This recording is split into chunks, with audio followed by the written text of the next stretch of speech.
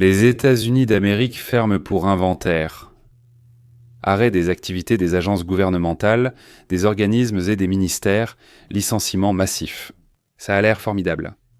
Le gouvernement, ce ne sont pas seulement les ministres, il y a aussi des bureaucrates dans des bureaux autour d'eux. Il s'agit aussi des enseignants, militaires, policiers, infirmières des hôpitaux pour anciens combattants et des services d'immatriculation et de mariage. Ce sont des millions et des millions de personnes à travers tout le pays qui sont payées par le budget de l'État.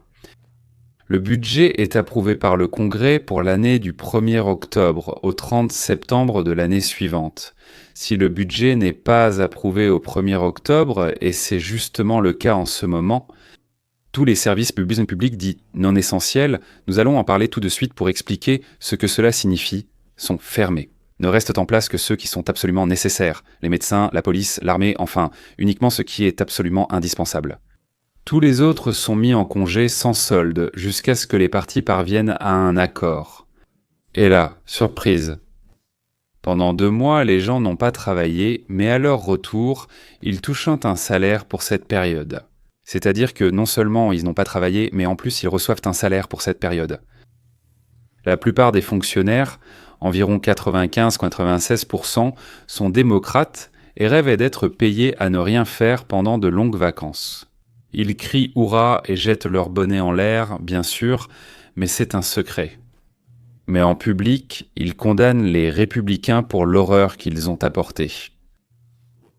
En fait, seuls ceux qui dépendent de l'État souffrent, et ce n'est ni la médecine ni la police.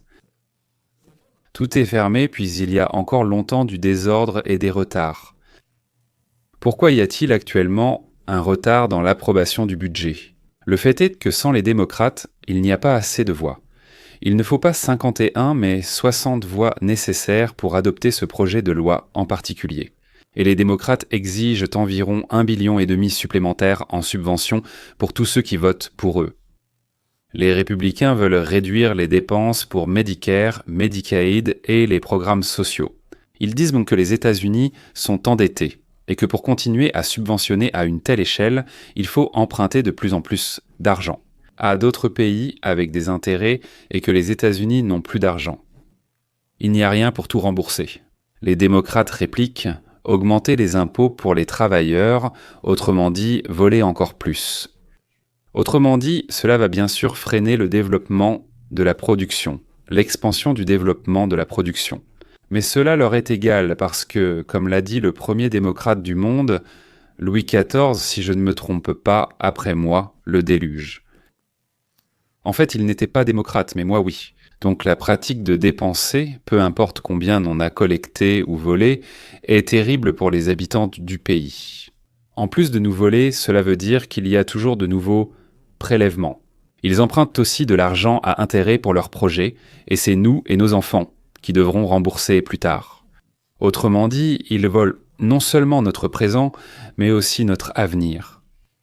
Le fait que ces salauds, sous prétexte d'aider leurs prochains, aient le droit de nous voler quand ils veulent et autant qu'ils veulent, c'est-à-dire selon le bon vouloir de leur pied gauche. C'est absolument meurtrier et sans limite. Aucun capitalisme ne peut supporter d'entretenir la moitié du pays aux frais des producteurs de valeurs matérielles. Margaret Thatcher l'a déjà dit. Oui, je dois vous rappeler que jeudi à 10h du matin, heure de Los Angeles, je rencontrerai tous nos donateurs qui soutiennent financièrement la chaîne. Ça n'a que $4 par mois, beaucoup, vraiment beaucoup, et ceux qui peuvent donner plus aident davantage. La rencontre se fera avec mon analyse de la semaine, pour ainsi dire. En plus, vos questions, suggestions, choix de sujets et tout le reste que les vrais amis de la chaîne peuvent et doivent discuter. Sponsorer la chaîne est très simple. Un lien sera dans la description. Allez-y.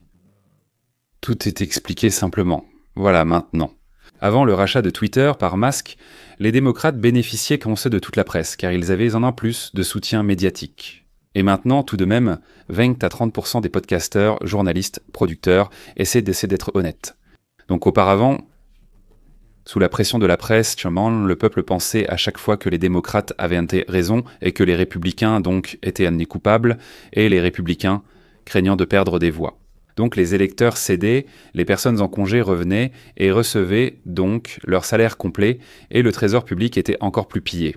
Quelqu'un donnait son argent durement gagné pour subventionner ailleurs, dans le pays ou à l'étranger. C'était une invention des démocrates. Mais cette fois-ci, en quoi cette fois-ci est-elle différente? Donc en quoi cette nuit est-elle différente de toutes les autres nuits? Merci.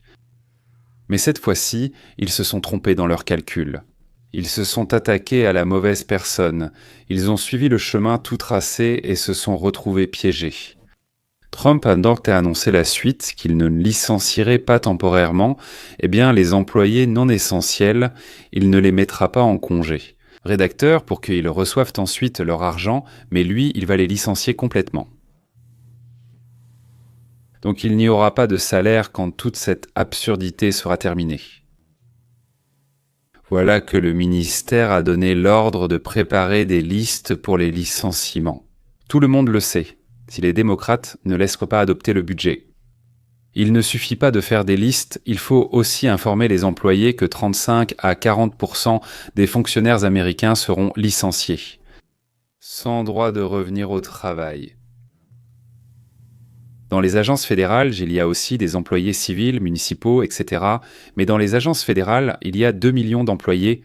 Si, disons, 35 à 40% sont licenciés, alors au moins 800 000 personnes perdront leur emploi. La plupart ne font rien de leur journée. Et donc, pour nous, Thomas, c'est que du positif, c'est-à-dire que c'est même excellent, je dirais. La plupart d'entre eux, après le choc initial, iront là où il y a du travail. Là où les investissements apportés par Trump permettent de construire de nouvelles usines et de développer les anciennes. Et leur temps passé à ne rien faire en tant que bureaucrates se transformera en un travail utile. Ils deviendront des citoyens productifs du pays. Pour l'instant, ils recevront des subventions et détesteront tout le monde, Trump et nous en premier. Quels services seront donc concernés ? Tout d'abord, les vols aériens, même si les contrôleurs aériens et les agents de la TSI continuent de travailler. Le retard de paiement des salaires peut causer un manque de personnel, car les employés protestent ou s'absentent. Deuxièmement, les parcs nationaux. Ces endroits ont historiquement souffert pendant les périodes de fermeture. Troisièmement, les subventions pour les petites entreprises et les tribunaux fédéraux.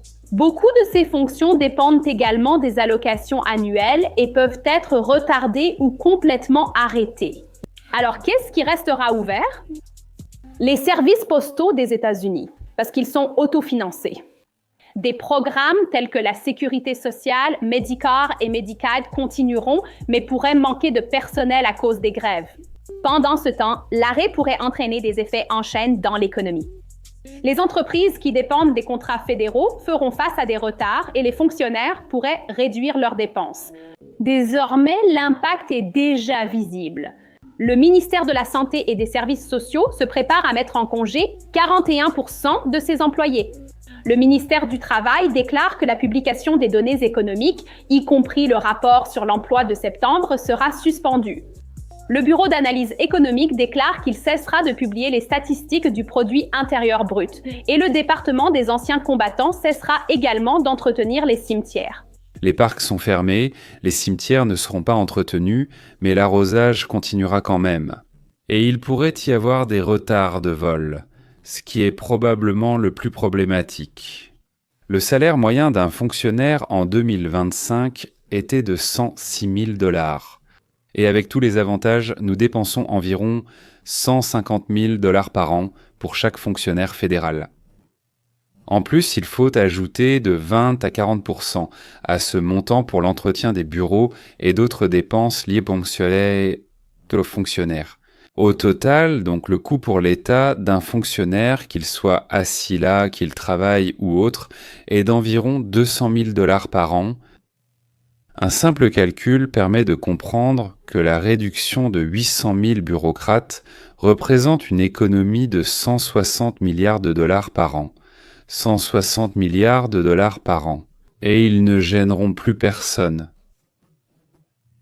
Ce n'est pas mal du tout.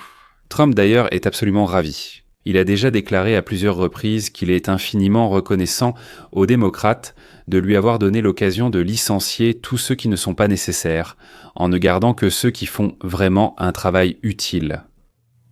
Cela, a déclaré Trump, fera beaucoup de bien pour Strada. Ajoutez à cela que 75% des personnes interrogées estiment que ce sont les démocrates qui seront responsables de l'arrêt du gouvernement, si cela devait arriver. Et ils expriment également l'espoir que moins de profiteurs, c'est mieux pour Babvose, et donc un peu mieux pour la jument. C'est plus facile de mener VOZ, oui. Trump salue les actions des démocrates qui aident à mener la réforme de la gestion du pays. Cela, a déclaré Trump, sera un autre coup porté au nettoyage du marécage et, pour ainsi dire, à la destruction de l'État profond. De nombreux employés qui souhaitaient pointer vivement un congé non payé avec paiement ultérieur disent maintenant que les démocrates ont fait d'eux des otages des batailles politiques. Des centaines de milliers vivent dans le stress et l'incertitude. De plus, ils comprennent que ceux qui travaillent dans la capitale devront la quitter. Il y en a beaucoup d'autres. Tout changement ou déménagement est difficile, mesdames et messieurs. Un déménagement, un incendie ou des rénovations sont toujours compliqués. Mais oui, on peut les comprendre.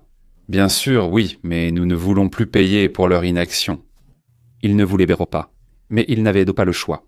Et maintenant, merci à Trump, les sous-titres sont apparus. C'est tout pour aujourd'hui.